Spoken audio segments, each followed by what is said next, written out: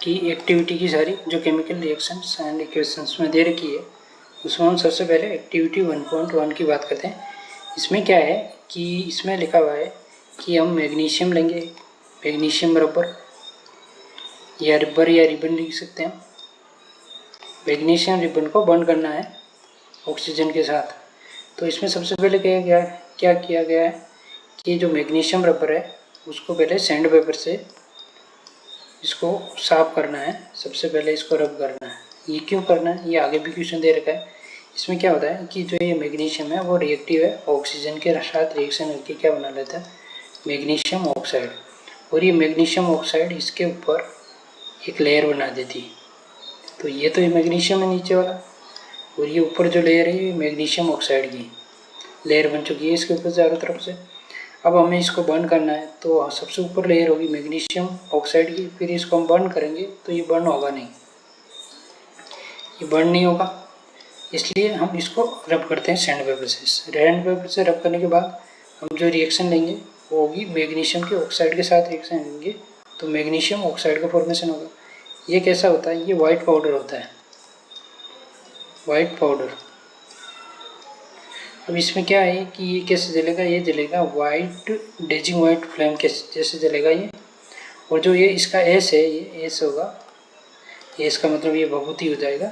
जैसे कोई भी, जैसे हम कार्बन जलाते हैं तो उसके जो रेसिड्यू बचा हुआ होता है वैसे ही इसका एस बचा हुआ होता है। तो ये मैग्नीशियम ऑक्साइड होगा। तो ये पहली एक्टिविटी कुछ इस प्रकार से कंप्लीट होती है। अब इसमें कुछ पोजन्स भी दे रखे हैं कि ये टोंग से पकड़ना है आपको, जो आइस है वो दूर रखनी है लो से फ्लेम से। तो इन बातों को आपको ध्यान रखना है। नेक्स्ट एक्टिविटी की बात करते हैं।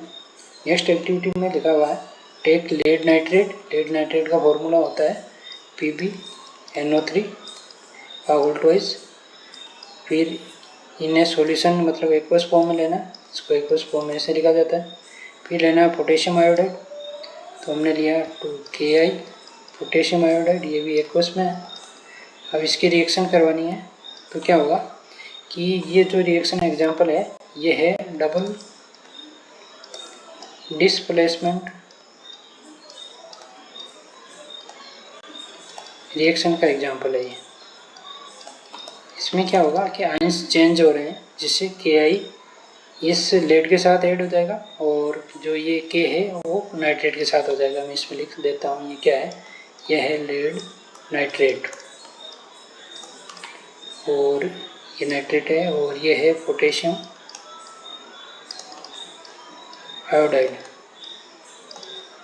अब हम इसका जो रिएक्शन होगी वो होगी PbI2, ये होगा लेड आयोडाइड, ये लेड आयोडाइड होगा प्लस क्या बनेगा KNO3 पोटेशियम नाइट्रेट, ये बनेगा पोटेशियम नाइट्रेट।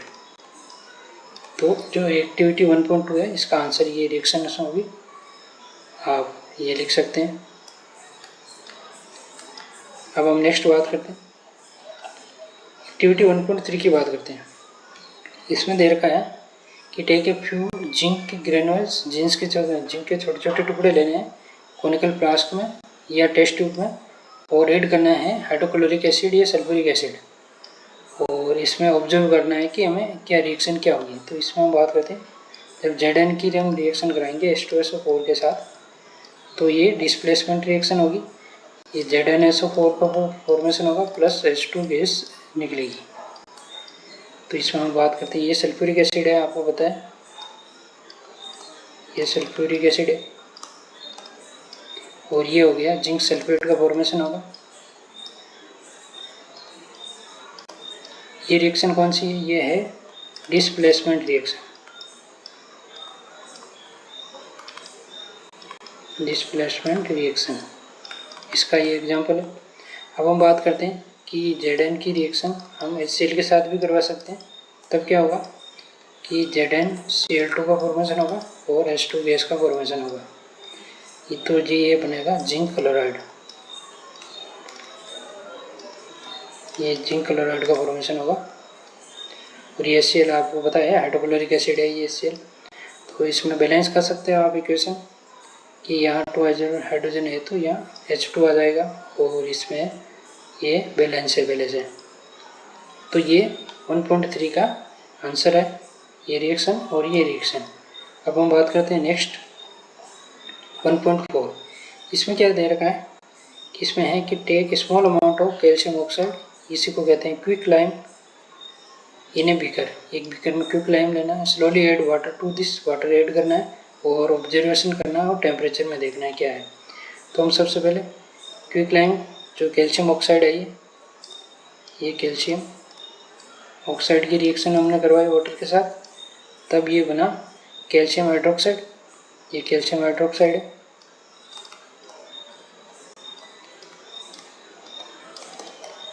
और इसको कहते हैं स्लेज लाइम। मतलब ये बुझा हुआ चूना है क्योंकि इसमें पानी डाल दिया गया और ये था चूना, बिना बुझा हुआ चूना, क्विक लाइम हिंदी में बोलते हैं इसको, बिना बुझा हुआ चूना।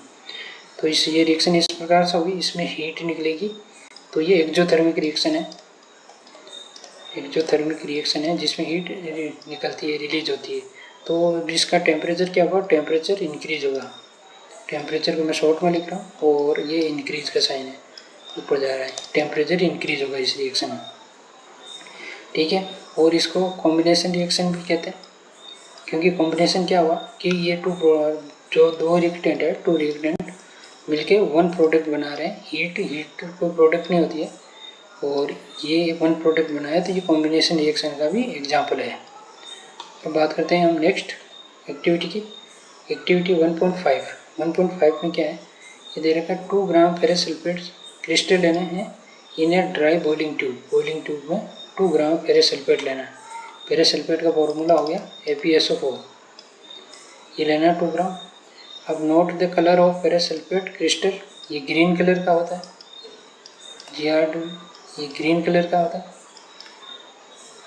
अब बात करते हैं heat the boiling tube over the flame या बर्नर या स्प्लिट लैम्प पे, इसको हीट करना है, ये डायग्राम में दे रखा है जैसे। और observe the colour of after heating. तो हम सबसे पहले बात करते हैं इस रिएक्शन की, ये ग्रीन कलर का होगा, ये याद रखना है आपको। ये ग्रीन कलर का हीट करेंगे हम इसको तो ये बन जाएगा फेरिक ऑक्साइड। फिर ये सल्फर डाइऑक्साइड है और ये सल्फर ट्राइऑक्साइड है, ये इस पर नाम भी दे रखे हैं थ्योरी में।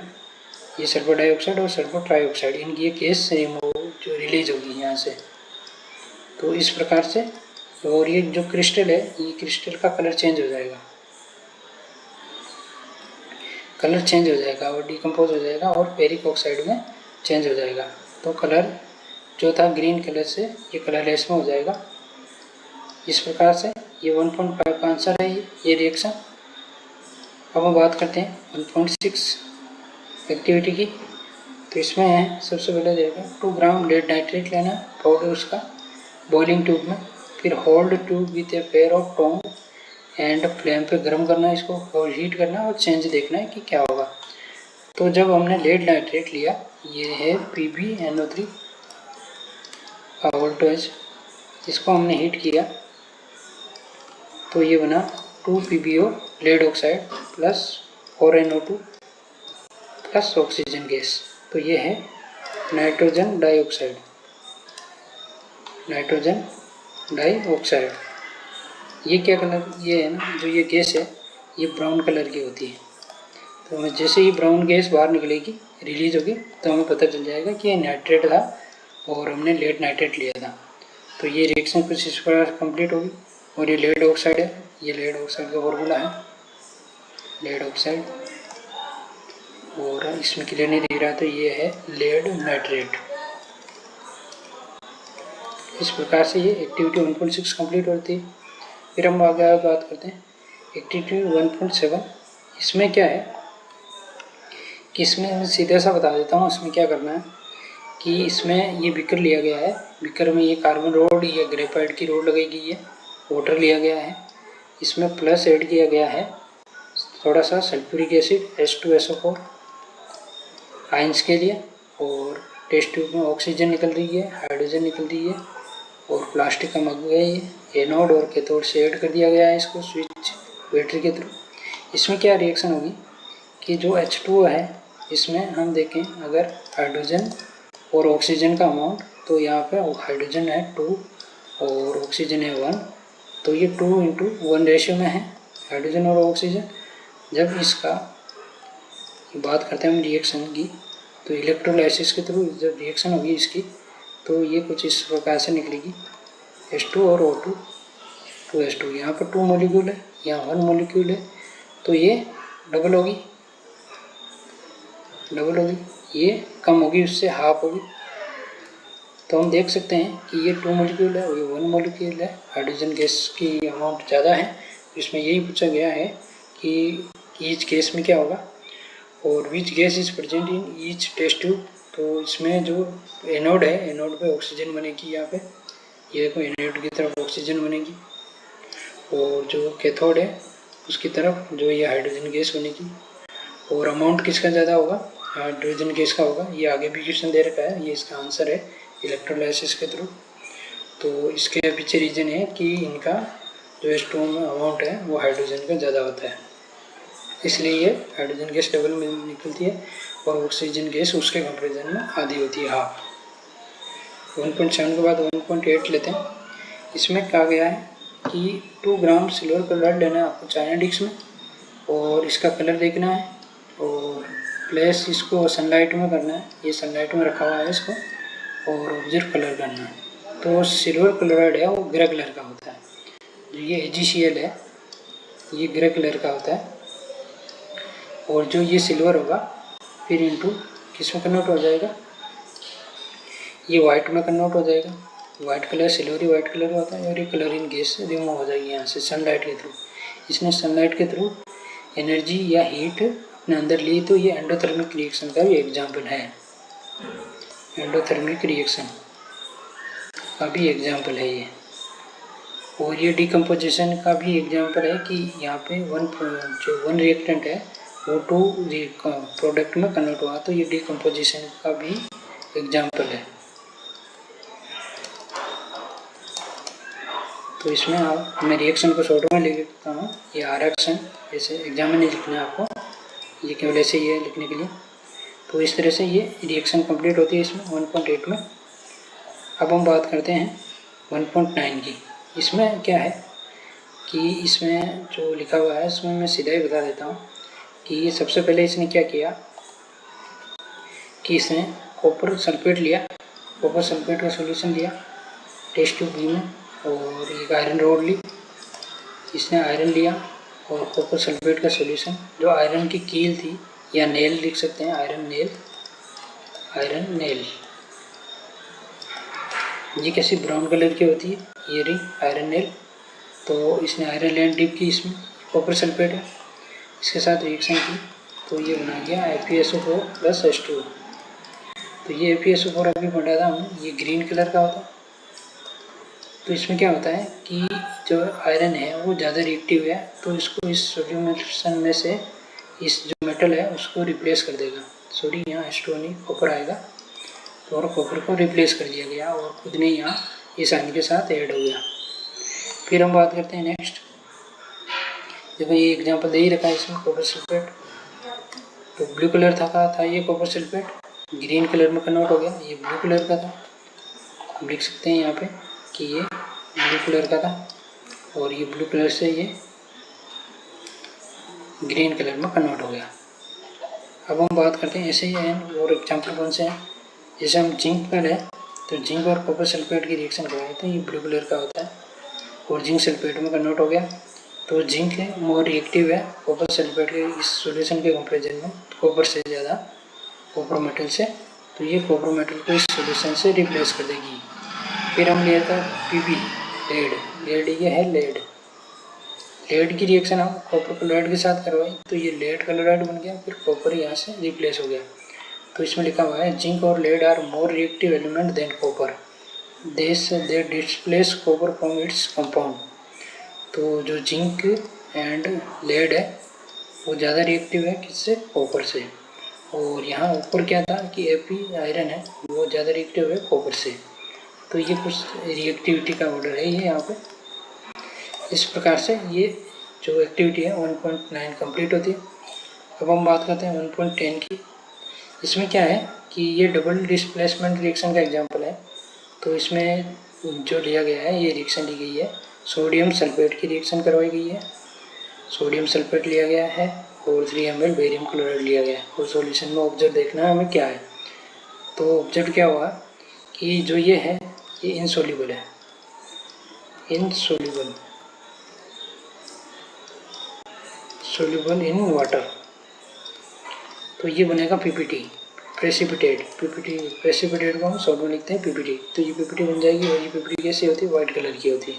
ज़रूरी नहीं हमेशा वाइट कलर की हो, कलर चेंज भी हो सकता है कंपाउंड के अकॉर्डिंग। तो जब सोडियम सल्फेट की रिएक्शन हम बेरियम क्लोराइड के साथ करवाते हैं तो डबल डिस्प्लेसमेंट रिएक्शन होती है और बेरियम सल्फेट का फॉर्मेशन होता है और सोडियम क्लोराइड का फॉर्मेशन होता है। तो ये रिएक्शन प्रेसिपिटेट भी कहलाती है, जिस रिएक्शन में प्रेसिपिटेट बनता है। ठीक है, any reaction that produce a precipitate can be called precipitate reaction. तो आपको याद रखना है ये।